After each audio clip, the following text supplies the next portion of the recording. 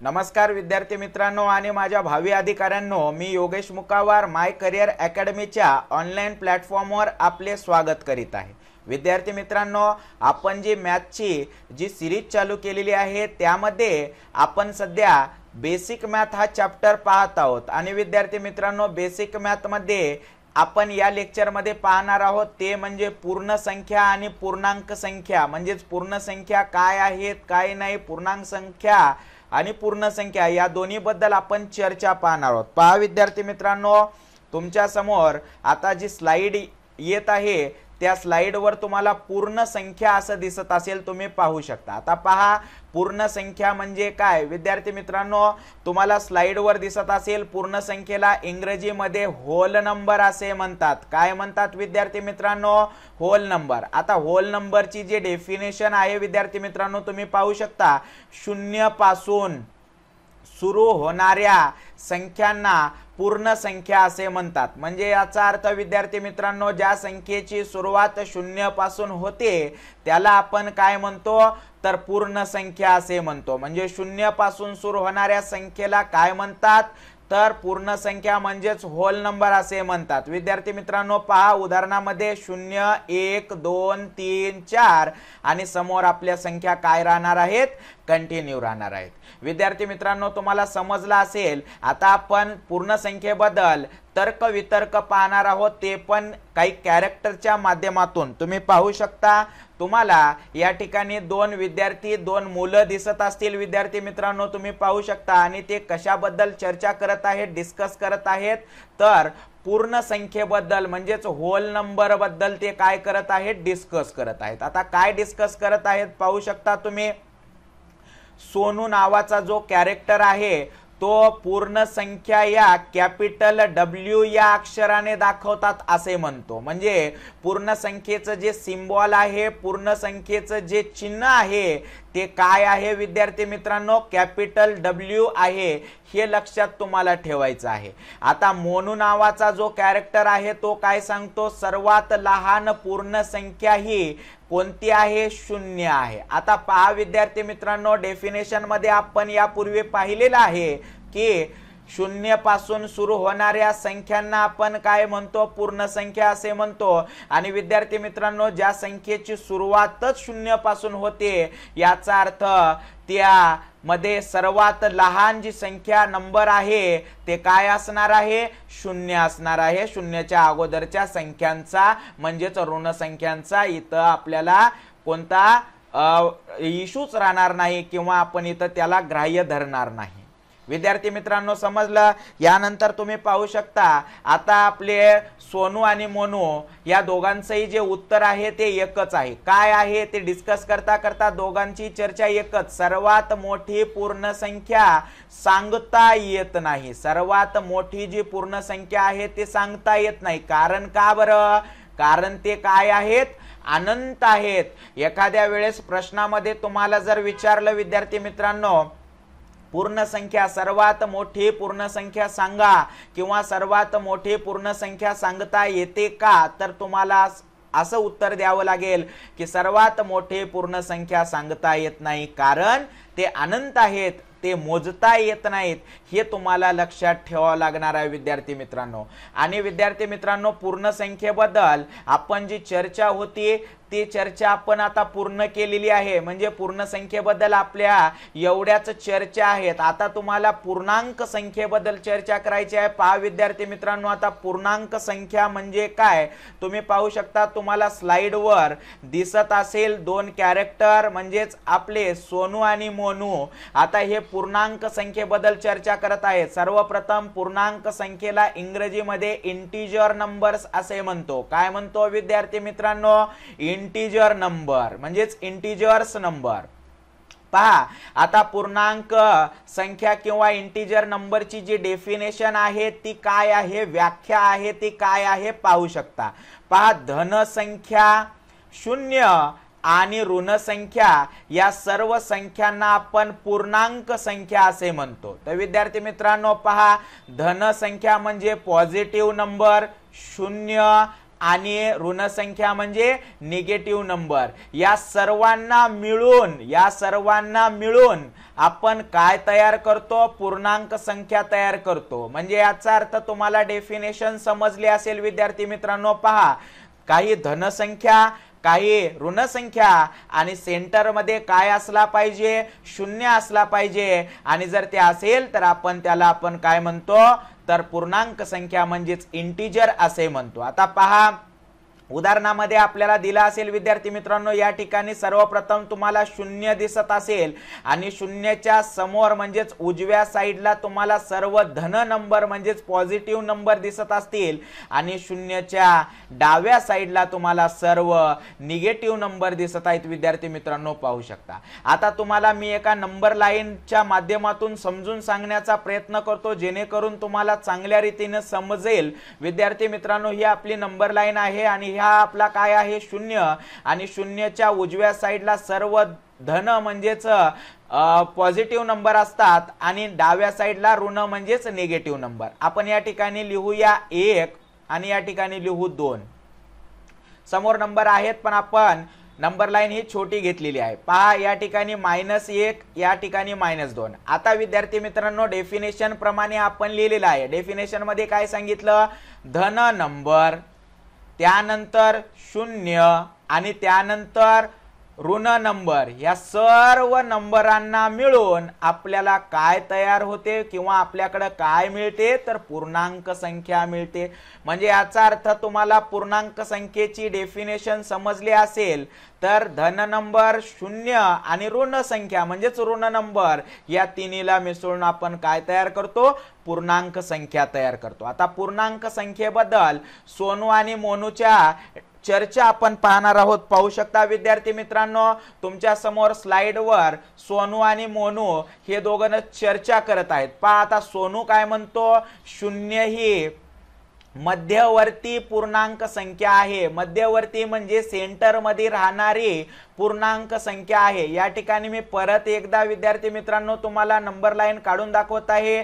या ठिकाणी शून्य आणि शून्याच्या उजव्या साईडला म्हणजेच आपल्या स्वतःच्या उजव्या साईडला पॉझिटिव्ह नंबर धन संख्या आणि आपल्या स्वतःच्या डाव्या साईडला निगेटिव्ह नंबर म्हणजेच ऋण संख्या. आता या ठिकाणी पहा, 1, या ठिकाणी आपण काढू 2 आणि या ठिकाणी आपण असं लिहू की 3. त्याच पद्धतीने -1, -2 आणि या ठिकाणी आपण असं लिहिणार आहोत -3.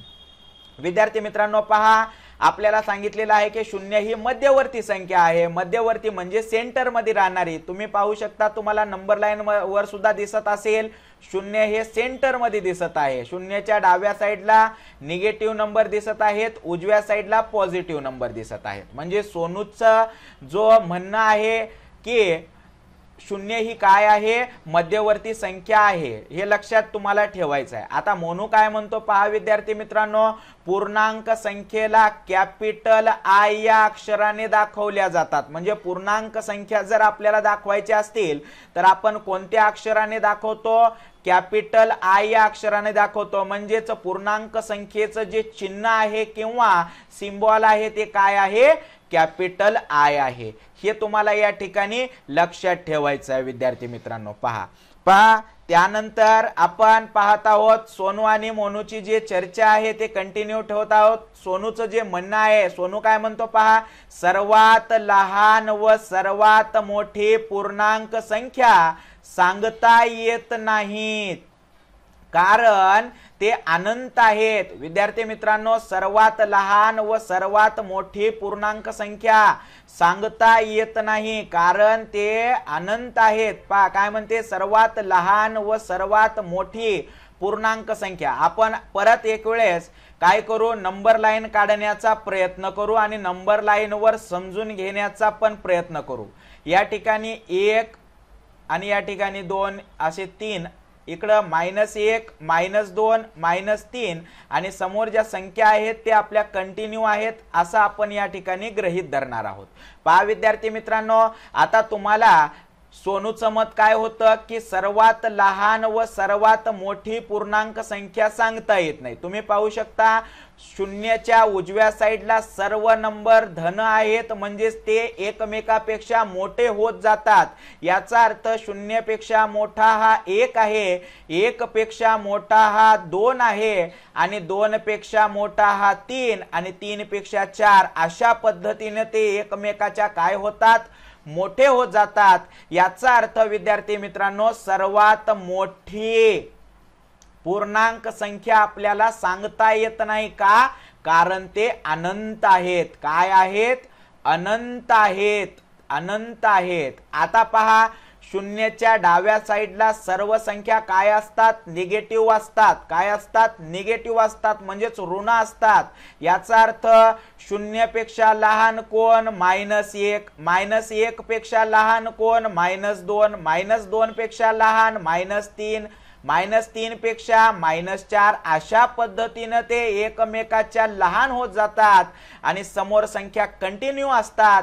म्हणून सर्वात लहान पूर्णांक संख्या सांगता येत नाहीत, कारण ते काय आहेत, अनंत आहेत। म्हणजे सोनूचं मत तुम्हाला कळालं असेल, सर्वात लहान आणि सर्वात मोठी दोन्हीही म्हणजेच लहान आणि मोठी पूर्णांक संख्या सांगता येत नाही, कारण ते अनंत आहेत। हे आपण नंबर लाईनच्या माध्यमातून समजून घेतलेलो आहोत। पहा विद्यार्थी मित्रांनो, उजवीकडे आता मोनू काय म्हणतो, उजवीकडे संख्या मोठ्या होत जातात व डावीकडे संख्या लहान होत जातात। आत्ताच मी तुम्हाला सांगितले विद्यार्थी मित्रांनो, शून्याच्या म्हणा किंवा तुमच्या स्वतःच्या उजवीकडे सर्व संख्या मोठ्या मोठ्या मोठ्या होत जातात आणि शून्याच्या डावीकडे म्हणजेच आपल्या स्वतःच्या डावीकडे संख्या ह्या काय होत जातात, लहान होत जातात।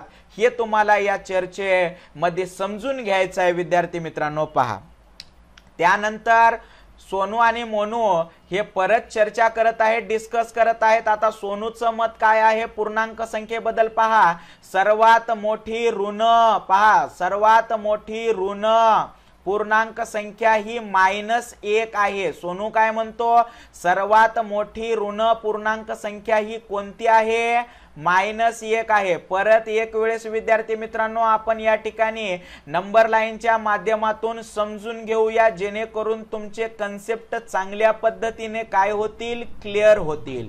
पहा या ठिकाणी -1, -2 आणि -3 असं आपण सर्व नंबर लाईन ड्रॉ केलेली आहे, काढून घेतलेली आहे। सर्वात मोठी ऋण पूर्णांक संख्या ही -1 आहे असं सोनूचं मत आहे। विद्यार्थी मित्रांनो तुम्हाला माहित आहे शून्याच्या उजव्या साईडला सर्व संख्या धन संख्या असतात, पॉझिटिव्ह नंबर असतात आणि शून्याच्या डाव्या साईडला सर्व संख्या काय असतात, निगेटिव्ह नंबर असतात विद्यार्थी मित्रांनो। आणि पहा शून्यापेक्षा तुम्ही पाहू शकता शून्यापेक्षा लहान कोण, तर -1 आणि -1 पेक्षा लहान कोण, -2, -2 पेक्षा लहान कोण, तर -3। याचा अर्थ विद्यार्थी मित्रांनो ह्या ज्या संख्या आहे डाव्या साईडकडे लहान होत जातात, म्हणजे याचा अर्थ सर्वात मोठी ऋण पूर्णांक संख्या कोणती, तर सर्वात मोठी ऋण पूर्णांक संख्या ही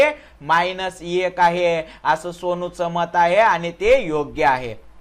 आता पहा मोनू काय म्हणतो, सर्वात लहान धन पूर्णांक संख्या ही +1 आहे, म्हणजेच धन 1 आहे। विद्यार्थी मित्रांनो पहा सर्वात लहान धन पूर्णांक संख्या ही 1 आहे असं मोनूचं मत आहे। तुम्हाला माहित आहे विद्यार्थी मित्रांनो याच नंबर लाईनवर मी परत एक वेळेस समजून सांगतोय की 0 पेक्षा मोठी कोण, तर 1, 1 पेक्षा मोठी 2, 2 पेक्षा मोठी 3 आणि 3 पेक्षा मोठी 4। अशा संख्या ह्या काय होणार आहेत, कंटिन्यू राहणार आहेत।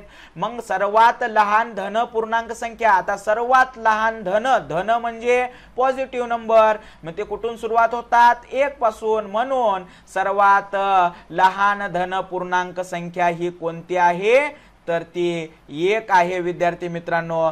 हे तुम्हाला या ठिकाणी समजून घ्यायचं आहे, लक्षात ठेवायचं आहे। पहा त्यानंतर सोनू आणि मोनू या दोघांचं जे आपण डिस्कस पाहत आहोत, पहा आता सोनू काय म्हणतो, शून्य हा, पहा काय म्हणतो सोनू, शून्य हा धन पूर्णांक पण नसतो आणि ऋण पूर्णांक पण नसतो. म्हणजे शून्याला आपण विद्यार्थी मित्रांनो असं कधी म्हणत नाही की -0 +0 असं म्हणत नाही. शून्य हा काय असतो विद्यार्थी मित्रांनो, सेपरेट असतो, स्वतंत्र असतो, हे सोनूचं मत आहे. आता मोनू काय म्हणतो पहा, कोणत्याही पूर्णांक संख्येची बेरीज, वजाबाकी आणि गुणाकार पूर्णांक संख्याच येतो. म्हणजे कोणत्याही पूर्णांक संख्येची जर आपण बेरीज केली, वजाबाकी केली आणि गुणाकार केला तर येणारे जे उत्तर आहे, मिळणारे जे आन्सर आहे ते काय आहे विद्यार्थी मित्रांनो, पूर्णांक संख्याच मिळते, असं मोनूचं मत आहे.